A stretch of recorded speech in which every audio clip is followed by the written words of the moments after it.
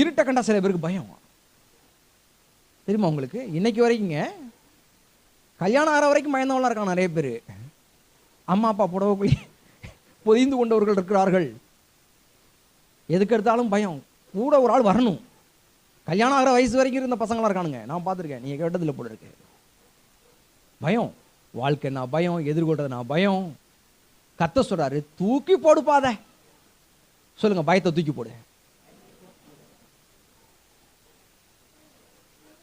வேதம் சொல்லுங்க, வேதம் சொல்லுதுங்க, நான் ஒன்றும் சொல்லல. கர்த்தர் சொல்றதுனால சொல்றேன், இல்லைன்னா நான் சொல்ல மாட்டேன். அந்தபடியே நீங்கள் பயப்படுகிறதுக்கு அடிமைத்தனத்தின் ஆவி என்னது? பயம்.